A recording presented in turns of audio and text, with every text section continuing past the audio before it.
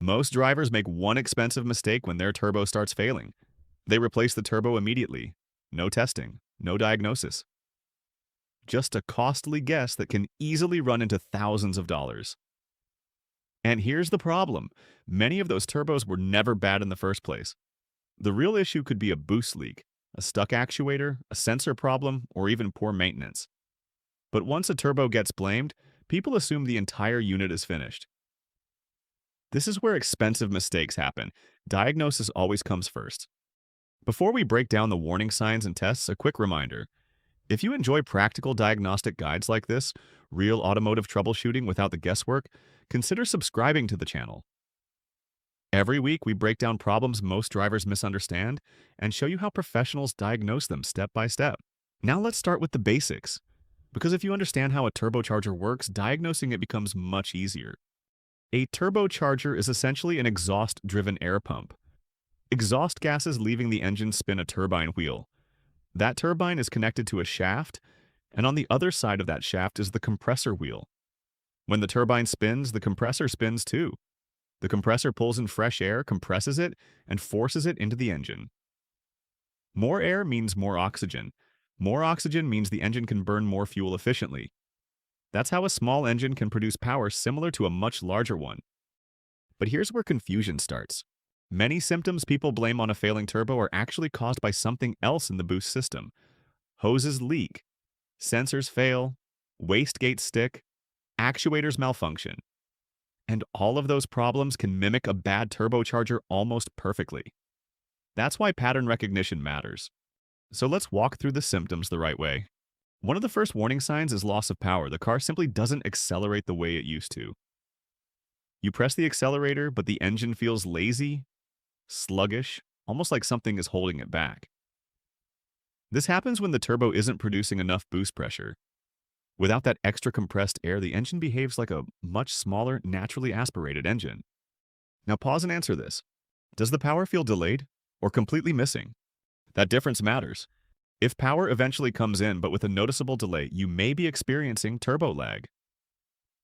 Turbo lag occurs when the turbo takes too long to spool up and build pressure. This can happen if internal components are worn, if variable vanes are sticking, or if the wastegate isn't controlling boost correctly. But if power never arrives at all, you may be dealing with an underboost condition caused by a leak or failed component in the boost system. See how patterns narrow the diagnosis? Next symptom, unusual turbo noises. A healthy turbo produces a faint whistle as it spools. That's normal. But when things start going wrong, the sound changes, and those sounds tell a story. A loud, high-pitched whine often points to worn bearings. Think of it like a dentist drill noise coming from under the hood. The bearings inside the turbo shaft are wearing out, and the turbo is struggling to spin smoothly. A metallic scraping or grinding noise is far more serious.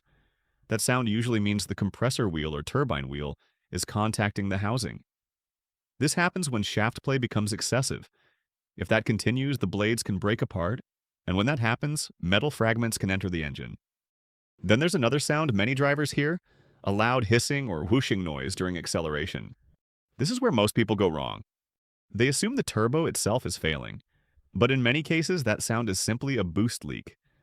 A cracked intercooler hose, a loose clamp, a torn silicone coupler. The turbo may actually be working perfectly fine, but the compressed air is escaping before it reaches the engine. This is why diagnosis always comes first. Now let's talk about another powerful clue, exhaust smoke. The color of the smoke tells you a lot about what's happening inside the system. Blue or gray smoke is usually a sign of oil burning in the exhaust. When turbo seals fail, engine oil leaks into the turbine housing and gets burned by the hot exhaust gases. That smoke often appears when accelerating after idling. Black smoke is different. Black smoke usually means the engine is running rich, too much fuel and not enough air. If the turbo isn't producing enough boost, the engine control system may still inject fuel, expecting more air. The result is incomplete combustion and black soot from the exhaust. White smoke is less common with turbo failures, but persistent white smoke can suggest coolant or unburned fuel entering the combustion process. Each color points to a different pattern. And those patterns matter. Modern vehicles also monitor turbo performance electronically. That means the engine computer is constantly comparing commanded boost pressure with actual boost pressure. If those numbers don't match, the system triggers a fault code and illuminates the check engine light. Some of the most common turbo-related codes include underboost faults, overboost faults, and actuator control errors. Underboost often indicates leaks or mechanical wear. Overboost may indicate a stuck wastegate or seized variable vanes.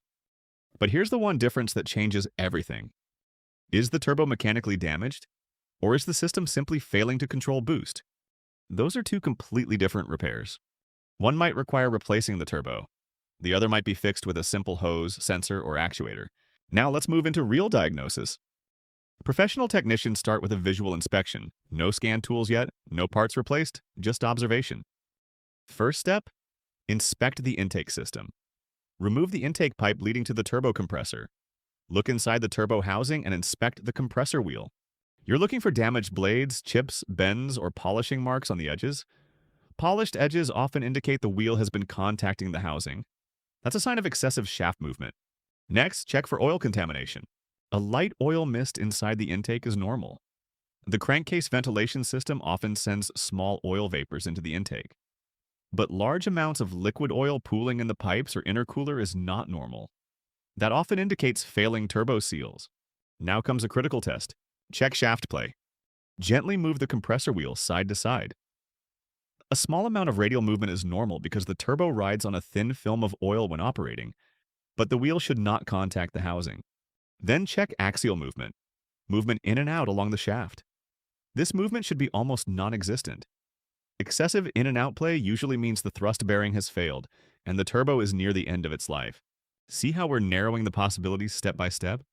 Next comes boost system testing. This is where many bad turbo diagnoses fall apart.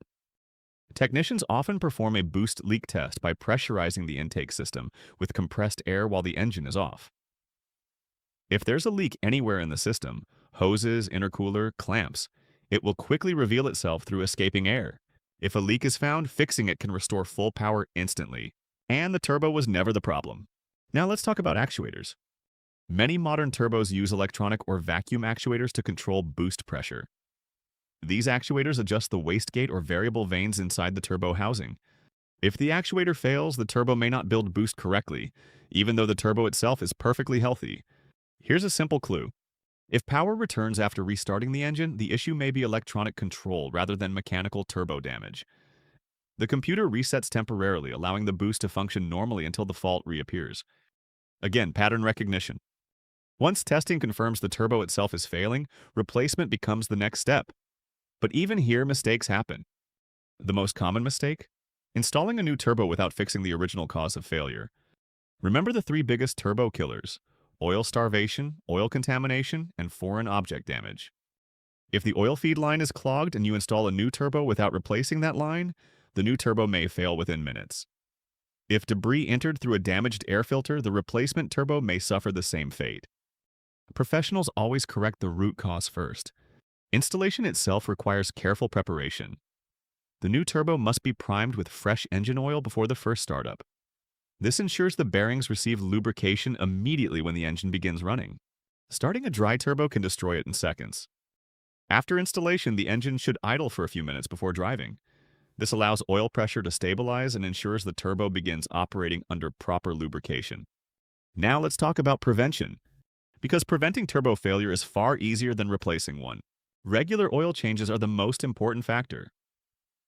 Turbos depend on clean oil for both lubrication and cooling. Dirty oil acts like an abrasive paste, slowly wearing down bearings and internal surfaces. Allowing the engine to warm up before heavy acceleration also helps. Cold oil flows slowly and may not reach the turbo immediately. And after long highway drives or towing, letting the engine idle for a minute before shutting it off prevents oil from overheating inside the turbo housing. This simple habit prevents carbon buildup known as oil coking. Small habits, big difference. So let's bring everything together. Turbo failures rarely happen without warning. Loss of power, unusual noises, smoke, fault codes, these are all signals the system is trying to give you. But symptoms alone don't confirm the cause. A bad hose can mimic a bad turbo. A stuck actuator can mimic a failing turbo. Even sensor problems can create the same drivability issues. That's why professionals follow a pattern. Understand the system, identify the symptoms, confirm the cause, and only then replace parts. Diagnosis always comes first. If you want to understand another common turbo problem that many drivers misdiagnose, check out the video where we break down boost leaks versus wastegate failure, two issues that can look almost identical but require completely different repairs.